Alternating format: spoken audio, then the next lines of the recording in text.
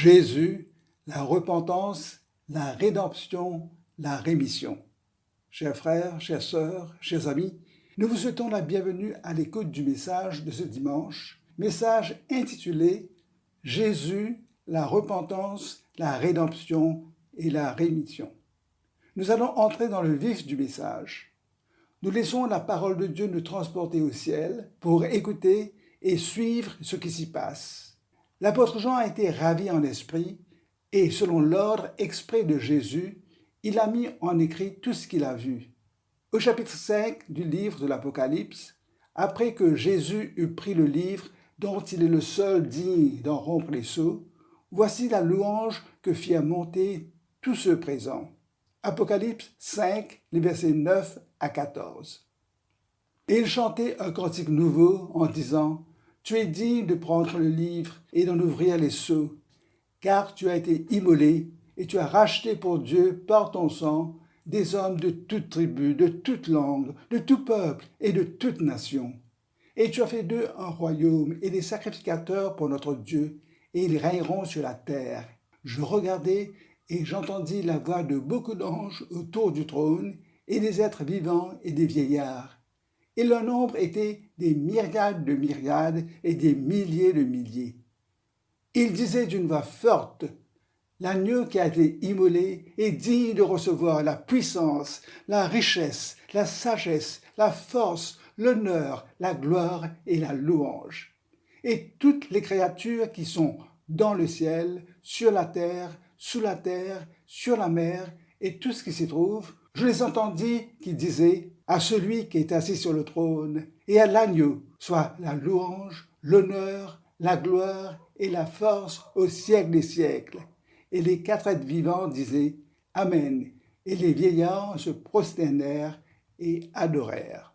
Cette exaltation universelle de Jésus comme Sauveur et Seigneur et toute la louange dont il fait l'objet sont le résultat de la prédication de Jésus sur la terre. Chers amis, saviez-vous que Jésus a débuté sa prédication par cette petite phrase lapidaire, une courte phrase mais bien ciselée en Matthieu 4, 17 « Repentez-vous, car le royaume des cieux est proche. » À partir de ces premiers mots de Jésus, « Repentez-vous, car le royaume de Dieu est proche », nous allons évoquer 3 points comme suit. Premièrement, la repentance et la question « Dois-je me repentir ?» Deuxièmement, la rédemption et la question « Dois-je être racheté ?» Troisièmement, la rémission des péchés et la question « Mes péchés doivent-ils être remis ?» Nous sommes tous, sans distinction, tous, sans exception, directement concernés par ces 3 points qui ont trait à l'œuvre de Jésus-Christ sur la croix, car nous devons tous rendre compte de notre vie. Nous commençons par le premier point, la repentance. Dois-je me repentir? Voici une petite illustration de la différence entre la justice humaine et la justice divine. Le juge Horace Gray de Boston, qui allait plus tard devenir juge à la Cour suprême, a un jour dit à l'homme qui avait échappé à une condamnation sur un point technique de la défense. « Je sais que vous êtes coupable, et vous le savez aussi. Je souhaite que vous vous souveniez qu'un jour vous vous présenterez devant le juge des juges, et que là, vous serez traité selon la justice et non selon la loi. » En effet, la justice de l'homme est toujours sujette aux erreurs et aux finesses techniques, mais la justice de Dieu est parfaite. Aucun péché n'échappe au regard de Dieu. Bien que la punition soit parfois retardée car Dieu nous accorde un temps pour nous repentir, personne n'échappera à la justice de Dieu sur un point technique. L'appel de Jésus « Repentez-vous, car le royaume des cieux est proche » remonte à ce qu'avait annoncé Ésaïe et qui fut accompli par Jean-Baptiste. « Repentez-vous, car le royaume des cieux est proche. » Jean est celui qui avait été annoncé par Ésaïe le prophète lorsqu'il dit « C'est ici la voix de celui qui crie dans le désert. Préparez le chemin du Seigneur, aplanissez ses sentiers. » Chers amis, toute relation spirituelle réelle commence par la repentance. Et toutes celles et tous ceux qui veulent jouir d'une vraie relation filiale avec Dieu doivent se repentir. D'où cet ordre de Jésus. Repentez-vous, car le royaume des cieux est proche. La plupart des érudits choisiraient le mot repentance pour résumer l'évangile en un seul mot. Repentance traduit le nom grec métanoïa dans le Nouveau Testament. Métanoïa. Jésus utilise le verbe à la deuxième personne du pluriel et à l'impératif dans son sermon. C'est la preuve que cet ordre s'applique à tous. Le verbe métanoéo et le nom métanoïa, métanoéo et métanoïa exigent littéralement un changement d'esprit. L'équivalent araméen de métanoïa signifie en fait un retour à la maison.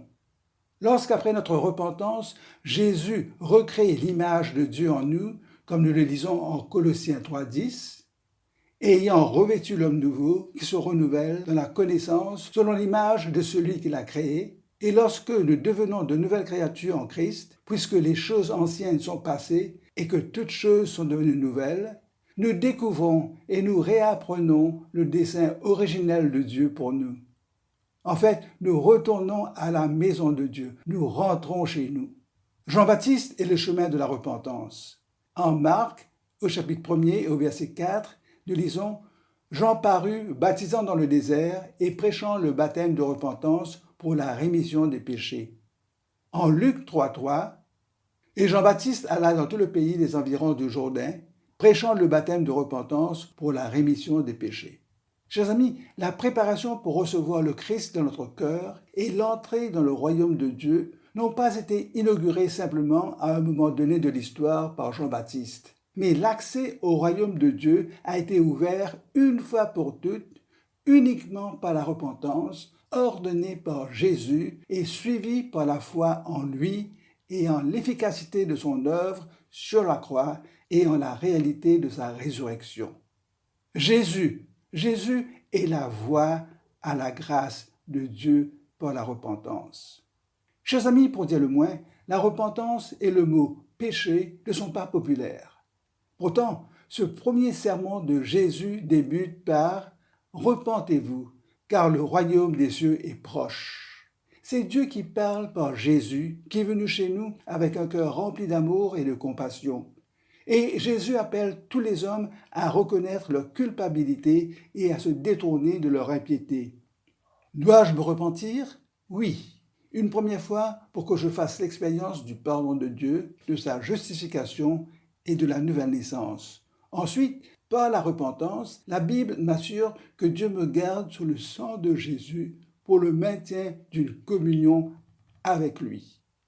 La repentance qui mène à la foi en Jésus est le seul moyen de mettre ma vie en règle avec Dieu. Jésus dit que la repentance précède et prépare tout cœur à recevoir son amour, sa grâce et sa miséricorde. Aucune complaisance concernant le péché. D'ailleurs, Jésus a refusé d'ignorer l'iniquité, car elle expose la vraie nature de notre cœur humain. Écoutons ce que dit Jésus. Ce qui sort de la bouche vient du cœur, et c'est ce qui souille l'homme. Car c'est du cœur que viennent les mauvaises pensées, les meurtres, les adultères, les impudicités, les vols, les faux témoignages, les calomnies. Voilà les choses qui souillent l'homme.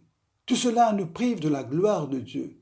La parole de Jésus insiste sur l'urgence de se juger soi-même et de se laisser sonder par le Saint-Esprit. La repentance est un acte qui ne se termine pas aussi longtemps que nous demeurons dans notre corps de chair, qui est sujet à toutes sortes de tentations. La repentance et la confession restaurent toute communion brisée par le péché et elles font place à la grâce de Dieu. La repentance n'est pas un simple regret ou tristesse pour quelque acte commis, mais c'est une décision de ne pas refaire la même chose, parce que la soumission et le respect de la sainteté de Dieu sont les vrais motifs de notre comportement. Il y a une différence entre la repentance qui cause simplement du chagrin et la repentance qui conduit au salut. Je vous invite à écouter 2 Corinthiens, le chapitre 7, les versets 9, 10 et 11. C'est l'apôtre Paul qui parle aux croyants à Corinthe concernant un péché qui a affecté toute la communauté des croyants. Et je cite, « Je me réjouis à cette heure, non pas de ce que vous avez été attristés, mais de ce que votre tristesse vous a porté à la repentance. Car vous avez été attristés selon Dieu. » En effet, la tristesse selon Dieu produit une repentance à salut dont on ne se repent jamais, tandis que la tristesse du monde produit la mort. Et voici, cette même tristesse selon Dieu, quel empressement n'a-t-elle pas produit en vous? Quelle justification, quelle indignation, quelle crainte, quel désir ardent, quel zèle, quelle punition. Vous avez montré à tous égards que vous êtes purs dans cette affaire. C'est cela la repentance qui cause du chagrin et qui est suivie du changement, suivie de la transformation du cœur, de la métamorphose de l'intelligence touchant le caractère de Dieu. Je voudrais vous donner une petite illustration pour démontrer la vraie repentance. Un homme priait avec son conseiller spirituel. Il répétait une prière que le conseiller avait entendue plusieurs fois auparavant. « Seigneur, enlève l'étoile d'araignée de ma vie, » disait l'homme. À ce moment, le conseiller l'interrompit. « Tue l'araignée dans mon cœur, Seigneur. » Sans la repentance, aucun changement fondamental n'aura lieu dans notre cœur. Il faut, comme on dit, s'attaquer à la source du problème. Plusieurs fois, nous demandons au Seigneur de nous pardonner certains péchés, mais nous sommes complaisants et nous laissons la source de la tentation faire des ravages dans notre vie. Nous passons au deuxième point, la rédemption. Dois-je être racheté? La rédemption est ce qui a été réalisé grâce à l'expiation de nos péchés par la purification offerte par Christ. Par conséquent, par sa mort, Jésus a payé le prix d'une rançon qui libère les croyants de l'esclavage du péché et de la mort. La rédemption parle du rachat de l'humanité entière par le Christ. Non seulement Jésus a-t-il fait appel à la repentance, car il sait que c'est ainsi qu'il peut nous donner un cœur nouveau, rempli de la crainte de Dieu, mais aussi parce qu'il nous a rachetés en payant de sa propre vie pour notre délivrance de la puissance du péché et de la mort. Dois-je être racheté? Oui, parce que dans mon état adamique, c'est-à-dire comme descendant naturel du premier homme, je pense, je perds, j'évolue et je demeure toujours dans le royaume du péché en état de désobéissance à Dieu. C'est par le rachat de Christ que Dieu me retire sous l'esclavage du péché pour m'élever et m'installer dans le royaume de Christ. Voir Colossiens, le chapitre 1er, les versets 12, 13 et 14. D'ailleurs, ces trois versets réunissent le triple acte, premièrement, de la délivrance de la puissance du péché, deuxièmement, l'acte de la rédemption en Christ, et enfin, l'acte de la rémission des péchés. Par sa grâce, Dieu a tout prévu pour notre transfert de la puissance des ténèbres dans la glorieuse présence de sa lumière en Christ. Nous rendons grâce à Dieu pour cela, car personne et rien ne peut défaire ce que Jésus a accompli pour nous. Ce que Christ a fait sur la croix, une fois pour toutes, demeure éternellement valable. Nous nous en approprions par la foi sous la conviction de l'Esprit de Dieu, et nous sommes rassurés de sa véracité par le sceau de l'Esprit et du témoignage de l'Esprit qui confirme à notre cœur que nous sommes des enfants de Dieu. Sans l'acceptation de notre rachat par la foi en l'œuvre de Christ, nous resterons en dehors du royaume, ce que, j'en suis persuadé, personne de nous ne souhaite. Vous savez, cela me chagrine que des personnes font des plaisanteries en ce qui concerne leur entrée dans le royaume de Dieu. Vous seriez étonné que des personnes d'un certain âge, un pied presque dans la tombe, à cause de leur ignorance de la parole de Dieu, espèrent encore que c'est Saint Pierre qui leur ouvrira la porte du ciel. Or, l'apôtre Pierre lui-même a écrit, et je cite, « Sachant que ce n'est pas par des choses périssables, par de l'argent ou de l'or, que vous avez été rachetés de la vaine manière de vivre que vous avez hérité de vos pères, mais par le sang précieux de Jésus, comme d'un agneau sans défaut et sans tache, prédestiné avant la fondation du monde et manifesté à la fin des temps à cause de vous, qui par lui croyait en Dieu, lequel l'a ressuscité des morts et lui a donné la gloire, en sorte que votre foi et votre espérance reposent en Dieu. Dans cette partie de la Révélation, Pierre parle de notre rachat du péché, rachat de notre vaine manière de vivre héritée de nos pères.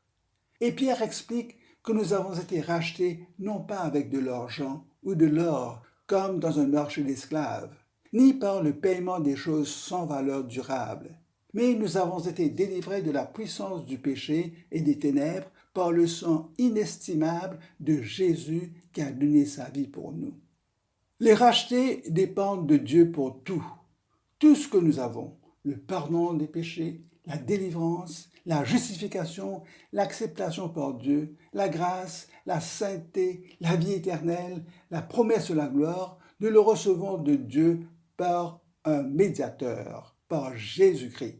Non seulement Dieu nous donne le médiateur et accepte sa médiation, dans sa grâce, Dieu nous accorde aussi les choses obtenues par le médiateur. Nos bénédictions sont ce que nous avons par notre rachat. Le rachat a été fait par Dieu. Dieu est à la fois l'acheteur et le prix. Car Christ, qui est Dieu, a rendu possible ces bénédictions en s'offrant lui-même comme le prix de notre salut. Voici une belle illustration d'un rachat. C'est l'histoire du petit garçon qui avait perdu son bateau. Au bord de la rivière, un jeune garçon dépose son nouveau bateau soigneusement dans l'eau et lentement il laisse dérouler la ficelle. Le bateau vogue allègrement. Assis à l'ombre, il admire son bateau, quand soudain un fort courant emporte le petit bateau. Il essaie vainement de le retirer vers le rivage. La ficelle se casse et le bateau est emporté. Le jeune garçon court aussi vite qu'il peut, mais son petit bateau glisse bientôt hors de vue. Il passe toute l'après-midi à le chercher. Quelques jours plus tard, en rentrant de l'école, il aperçoit un bateau comme le sien dans la vitrine d'un magasin. Quand il s'approche, il reconnaît que c'est bien le sien. Il se précipite dans le magasin. « Monsieur, c'est mon bateau qui est dans votre vitrine. Je l'ai construit. »« Désolé, mon petit, réplique le monsieur, mais quelqu'un d'autre l'a apporté ce matin. Si tu le veux, tu devras l'acheter pour $1. » Le petit garçon court à la maison et compte ses épargnes. Exactement $1. De retour au magasin, il se précipite vers le comptoir. « Voici l'argent pour mon bateau. » Alors, il serre son bateau dans ses bras et dit « Maintenant, tu m'appartiens 2 fois. D'abord, je t'ai construit, maintenant, je t'ai acheté. » Si le jeune homme ne voulait pas payer le $1 exigé, et s'il avait décidé autrement, le bateau serait resté entre les mains du propriétaire de ce magasin. Nous aussi, si nous rejetons le prix payé par Christ pour notre salut, nous restons entre les mains du malin. Nous passons au 3e point, la rémission des péchés. Mes péchés doivent-ils être remis? Pour les besoins de clarté et de compréhension, il faut définir les mots-clés dans ce 3e point. Pour commencer, la question est de savoir si j'ai les qualités morales et spirituelles pour subir la punition que je mérite afin que je sois délivré de mes péchés et de toutes les conséquences dont parle la Bible. Par exemple, la séparation éternelle d'avec Dieu et la condamnation en enfer. Dieu nous met en face à l'exigence de sa sainteté et de notre responsabilité. Personne ne peut passer l'éponge sur ses péchés. Pour prendre un exemple simple, un linge sale peut-il se laver par lui-même? Non. Il faut appliquer le détergent approprié pour en enlever la crasse et toute la saleté. Aussi, comme personne ne peut faire quoi que ce soit pour sa purification personnelle parfaite pour se retrouver dans la présence de Dieu, Dieu lui-même prend l'initiative pour notre purification et notre délivrance. Voici ce que Dieu nous dit par la bouche du prophète Ésaïe. En Ésaïe 44, 22, « J'efface tes transgressions comme un nuage et tes péchés comme une nuée. Reviens à moi, car je t'ai racheté. » Encore en Ésaïe, les versets 16 à 18 du chapitre 1er. « Venez et plaidons, dit l'Éternel. Si vos péchés sont comme le cramoisi, ils deviendront blancs comme la neige. S'ils sont rouges comme la pourpre, ils deviendront comme la laine. Dans le Nouveau Testament, nous voyons en effet que Dieu pardonne tout péché sur la base du sacrifice de Jésus sur la croix. Dans l'Épître aux Romains, au chapitre 3 et au verset 24 et 25, nous lisons « Car tous ont péché et sont privés de la gloire de Dieu, et ils sont gratuitement justifiés par sa grâce, par les moyens de la rédemption qui est en Jésus-Christ. C'est lui que Dieu a destiné par son sang à être pour tous ceux qui croiraient victime propitiatoire afin de montrer sa justice. » En Éphésiens 2, les versets 8 et 9, l'enseignement de la Bible est que la rémission ne vient que par la grâce, par le moyen de la foi. Car c'est par la grâce que vous êtes sauvés, par le moyen de la foi. Et cela ne vient pas de vous, c'est le don de Dieu. Ce n'est point par les œuvres, afin que personne ne se glorifie. Chers amis, du détergent est appliqué au linge sale pour le blanchir. Mais pour me purifier, Dieu applique le sang de Jésus à mon cœur sali par le péché. La rémission des péchés. Rémission n'est pas un mot commun. Rémission des péchés signifie le pardon des fautes suite à la repentance. La rémission ou le pardon des péchés est rendu possible par l'expiation de Jésus-Christ. Une personne obtient la rémission de ses péchés par la foi en Christ et par la repentance. Jésus a versé son sang pour expier et pour effacer nos péchés. Expier veut dire, premièrement, subir un châtiment, subir une punition, subir une peine imposée, par exemple, expier son crime. Deuxièmement, expier veut dire subir la conséquence douloureuse de quelque chose dont on se sait coupable et en être puni. Par exemple, expier une erreur ou bien expier une faute. Remettre, c'est pardonner. La rémission signifie le pardon. La rémission du péché, alors, est simplement le pardon du péché.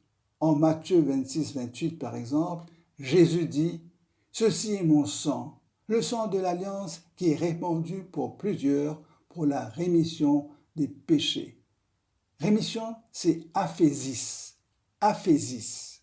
Rémission, aphésis, veut dire un renvoi, une libération. Il est utilisé pour le pardon des péchés et il se traduit par rémission. Dans le livre des Actes, Pierre dit à un centenier romain nommé Corneille que quiconque croit en Christ recevra la rémission des péchés. Aphésis. Corneille et ceux de sa maison ont cru, ils ont reçu le pardon en Christ. La rémission des péchés est en Christ et elle ne s'obtient pas par quelque autre intermédiaire. J'ai lu récemment le témoignage d'une âme qui racontait comment elle avait la connaissance d'un religieux qui connaissait tous ses péchés, et ce religieux lui accordait l'absolution. Or, la Bible explique que l'autorité de pardonner les péchés est la prérogative de Dieu seul. Les apôtres ne pouvaient pas pardonner les péchés. Pour recevoir le pardon réel et efficace qui nous donne la paix, il nous faut aller vers Dieu par Christ et demander la purification par le sang de Jésus. Mes péchés doivent-ils être remis? Oui. Autrement, je les porterai pour l'éternité. Écoutez cette comparaison entre le savon et l'Évangile. Un fabricant de savon et un pasteur marchaient ensemble dans une rue d'une grande ville.